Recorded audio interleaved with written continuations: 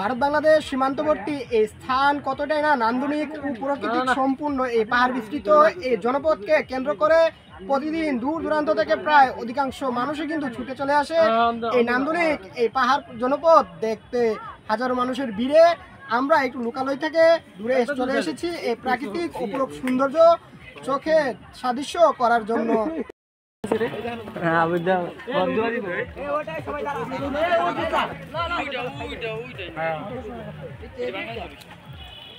নির্জুম জনমানসহীন এই পাহাড়ি পর্বত কতটা না সুন্দর ও প্রকৃতিপ্রেমী মানুষরা এটি খুঁজে।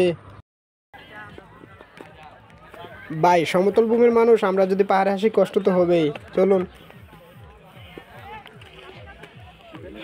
মানুষ যখন প্রকৃতি ধ্বংসে মাতোয়ারা ঠিক তখন কিন্তু প্রকৃতিও তাদের ভয়ঙ্কর রূপ দেখায়। আমরা কতই না প্রকৃতির ভয়ঙ্কর রূপ দেখেছি, আর এভাবে যদি আমরা পাহাড় ধ্বংস করি সেটিও সামনে আমরা দেখতে হবে।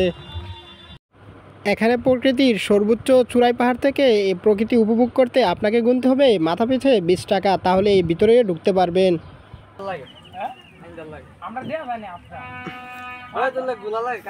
এখন বাংলাদেশের ল্যান্ডে এবং কিন্তু এই মার্কটি রয়েছে এবং এটি কিন্তু বাংলাদেশের এবং এর পাশে কিন্তু বাংলাদেশ ইন্ডিয়ার সাদা মার্কে আবির্ভাব করা হয়েছে এটিকে। এবং আপনি যদি একটু পশ্চিম দিকে যান সেক্ষেত্রে কিন্তু ভারতের সীমান্ত এবং সীমান্ত স্থানে না দেওয়া হলো বর্তমান প্রেক্ষাপটে ভারত বাংলাদেশ উত্তেজনার মধ্যে আমরা কোনো প্রকার বিশৃঙ্খলা করতে যাচ্ছি না, সেটাই যাচ্ছি না। কিন্তু অনেকেই এই সরু পথ দিয়ে পাহাড়ি মধ্যে দিয়ে কেন্দ্র করে কিন্তু তারা ছুটে নিজে চলে যাচ্ছে এবং তাদেরকে অনেকেই না করছে যাতে সেই স্থানগুলোতে যায়।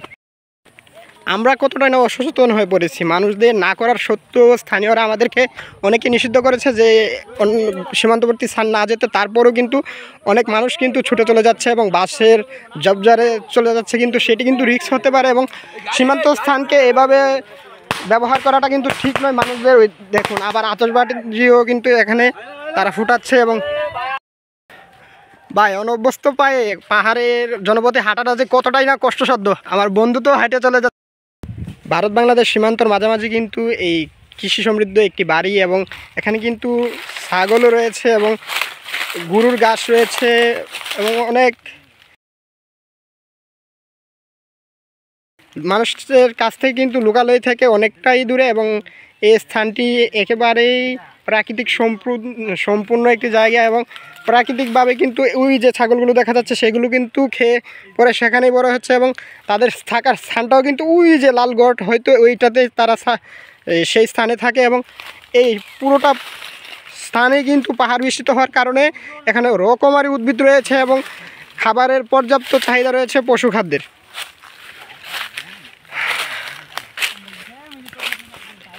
বন্ধু আমার অনেকটাই ক্লান্ত, পাহাড়ি জনপথে অনভ্যস্ত পায়ে হেঁটে চলাটা আমার বন্ধুর পাশাপাশি আমিও একই অবস্থা।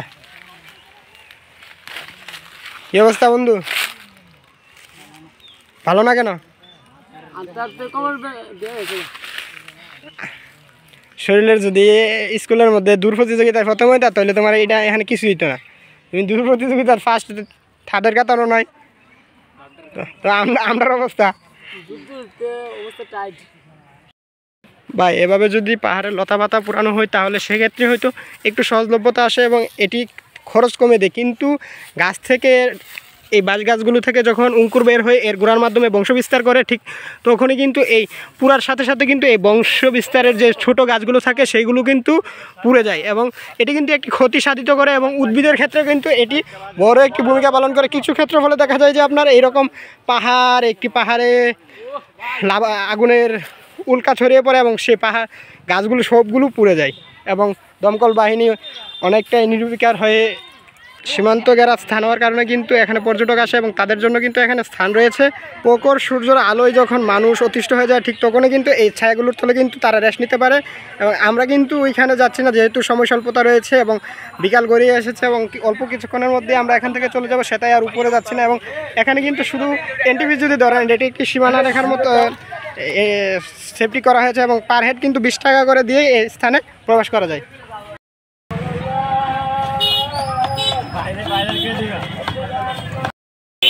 প্রায় দীর্ঘ 15 মিনিট পর দীর্ঘ সময় ধরে দাঁড়িয়ে কিন্তু খাবার খেতে হচ্ছে, যেহেতু ব্রাহ্মণ দোকানের সংখ্যা কম সেটা কিন্তু এই সময় যাচ্ছে এবং এরপরও যে পাচ্ছি সেটি একটি চিন্তার বিষয়। অনেকে কিন্তু দাঁড়িয়ে আছে, আবার অনেকে প্রতিষ্ঠ হয়ে এখান থেকে চলেও গিয়েছে। ব্রাহ্মণবাড়িয়া ভূগর্ভস্থ গ্যাসের অনেক খনিজ রয়েছে এই স্থানটিতে, আর এই ব্রাহ্মণবাড়িয়াকে কেন্দ্র করে তিতাস গ্যাস যেমন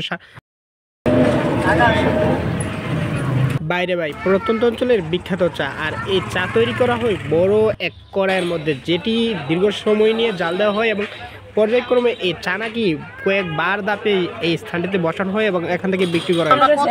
দূর থেকে চা খেতে এসেছে এবং এখানে কিন্তু দীর্ঘ একটি সারির লাইন বলা যায়, কারণ এই চাকে কেন্দ্র করে মানুষের কিন্তু আগ্রহ বেশি এবং বিশেষ একটা চা এবং অনেক প্রকার ভিড় থাকে এবং চায়ের স্বাদটা আপনাদেরকে একটু বলছি।